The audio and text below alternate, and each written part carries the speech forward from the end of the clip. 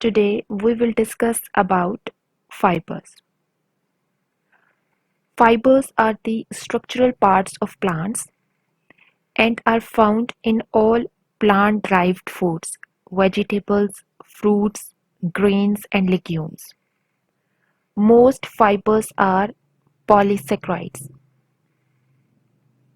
Fibers in plant foods, the non-starch polysaccharides that are not digested by the human digestive enzymes.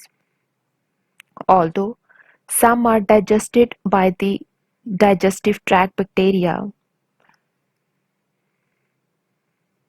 fibers is a type of carbohydrate that the body can't digest. Most carbohydrates are broken down into sugar molecules called glucose. Fiber cannot be broken down into sugar molecules and instead it passes through the body undigested. Fibers help regulate the body's use of sugars, helping to keep hunger and blood sugar in check. Children and adults need at least 25 to 35 grams of fiber per day for good health. Fiber is one of the main reasons whole plant foods are good for you. Growing evidence shows that adequate fiber intake may benefit your digestion and reduce your risk of chronic diseases. Many of these benefits are mediated by your microbiota, the millions of bacteria that live in your digestive system. Not all fiber is created equal. Different types have the different health effects. As you all know, dietary fiber is a non-digestible carbohydrate found in foods. It's split into two broad categories based on its water solubility. Fibers different from the starches in that the bonds between their monosaccharides cannot be broken down by the digestive enzymes in the body. Fiber contribute no monosaccharides and therefore little or no energy to the body. For these reasons, fibers are often described as non-starch polysaccharide.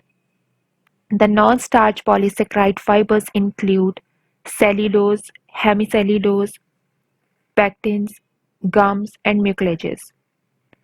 Fibers also include some non-polysaccharides such as lignins, chitins, and tannins. Each of the fiber has a different structure.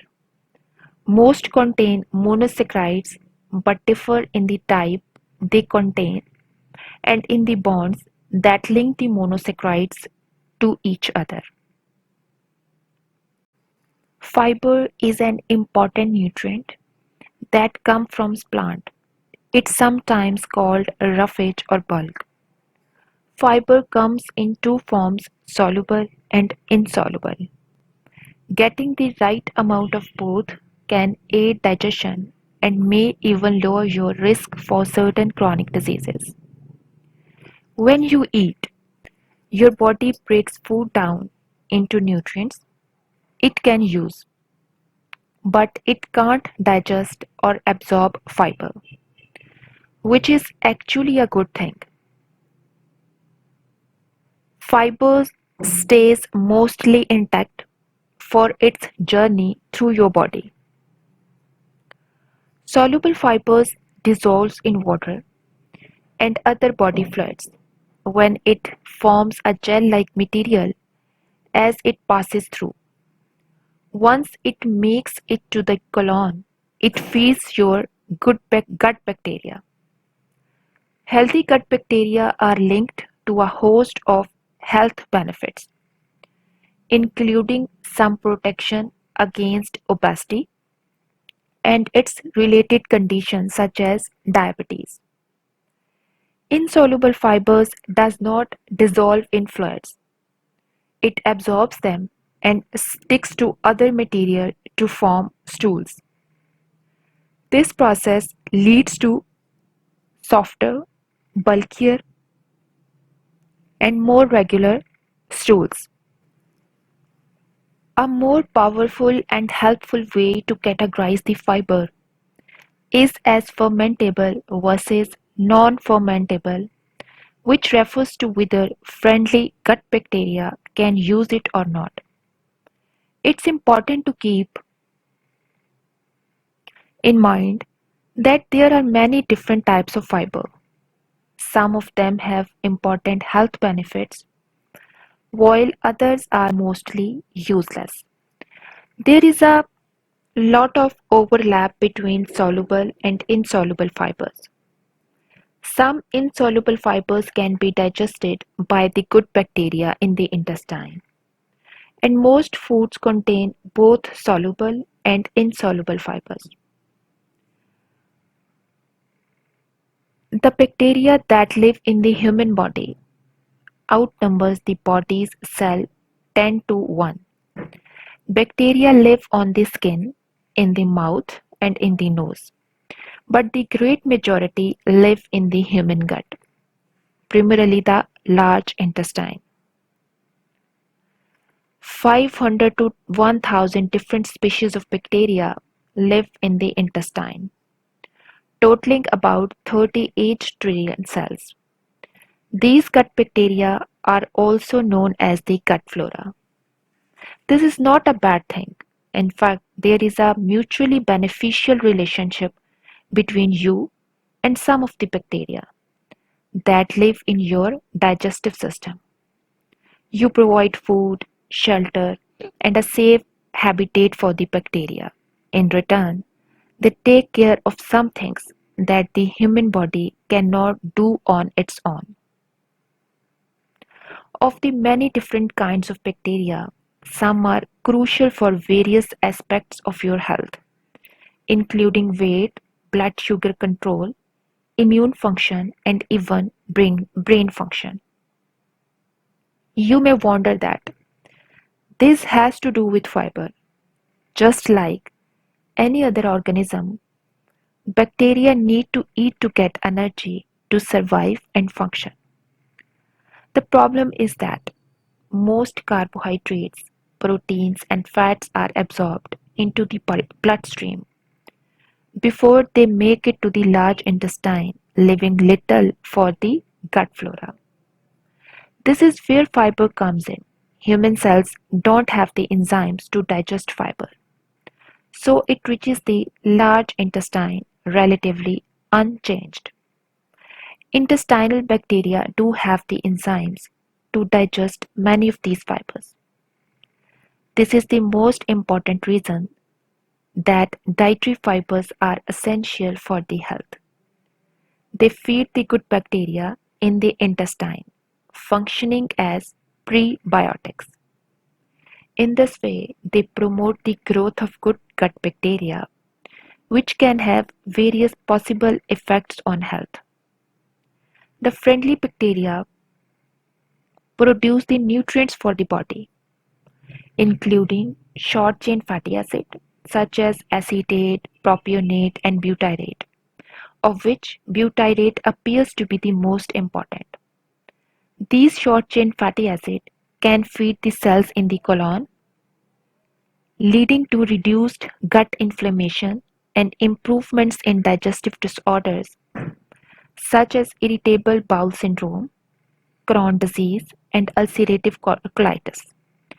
When the bacteria ferment the fiber, they also produce gases.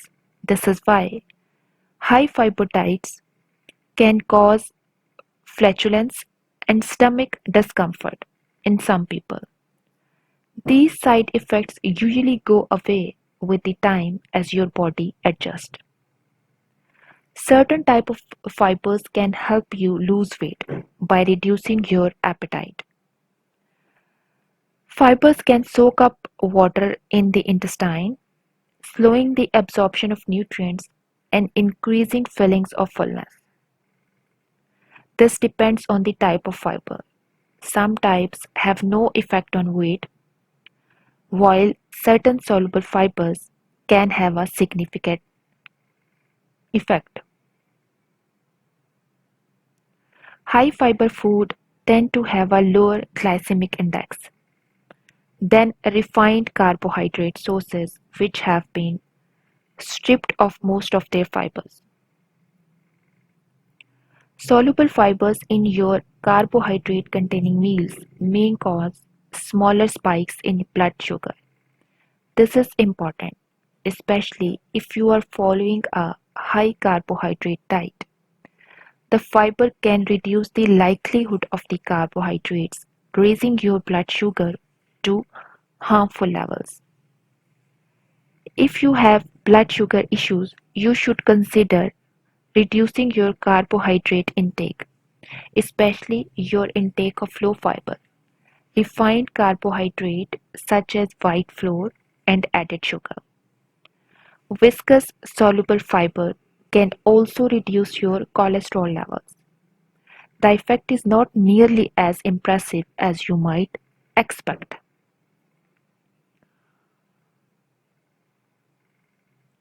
One of the main benefits of increasing the fiber intake is reduced constipation.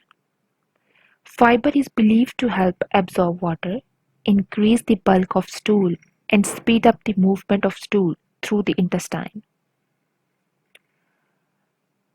Fiber increase the water content of your stool, has a laxative effect, while fiber that adds to the dry mass of stool without increasing its water content may have a constipating effect. Soluble fibers that form a gel in the digestive tract and are not fermented by the gut bacteria are often effective. A good example of a gel-forming fiber is psyllium. Other types of fibers such as sorbitol have a laxative effect by drawing the water into the colon. Prunes are a good sources of sorbitol, which have the laxative effects. Choosing the right type of the fiber may help your constipation, but taking the wrong supplements can do the opposite. Colorectal cancer is the third leading cause of cancer deaths in the world. Whole, high fiber foods like fruits and vegetables and whole grains contain various other healthy nutrients and antioxidants that may affect cancer risk. It is difficult to isolate the effects of fiber from other factors in healthy, whole food diets. Fiber may help keep the colon well healthy. Dietary fibers have various health benefits. Not only does it feed your gut bacteria, but fermentable fiber also forms short-chain fatty acid. Viscous, soluble fibers also very helpful. Gut bacteria are well known for their effect on chronic inflammation. They produce nutrients for your body, including short-chain fatty acid. They feed the cells in your colon. This leads to reduced gut inflammation and improvements in related inflammatory disorders.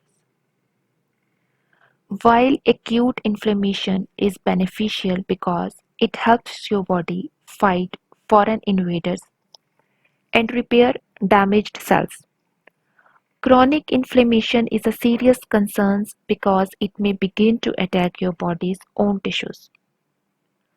Chronic low level inflammation plays a major role in almost every chronic disease, heart diseases, Alzheimer's disease, and metabolic syndromes. Many viscous fibers may reduce your appetite, helping you eat less. You need to be in a calorie deficit to lose weight. This means that more calories need to be leaving your body than entering it. Counting calories help many people, but it may not be necessary if you choose the right foods.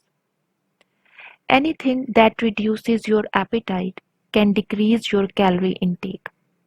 With less appetite, you may lose weight without even having to drink about it.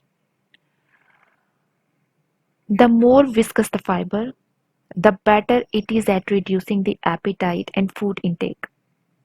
The viscosity of a substance refers to its thickness and stickiness. Honey is much more viscous than water. It is the example of the thickness and the stickiness. Viscous soluble fibers such as pectins, beta-glucans, psyllium thickens the water, forming a gel-like substances that sits in your gut. This gel slows the emptying of your stomach, increasing the digestion and absorption time.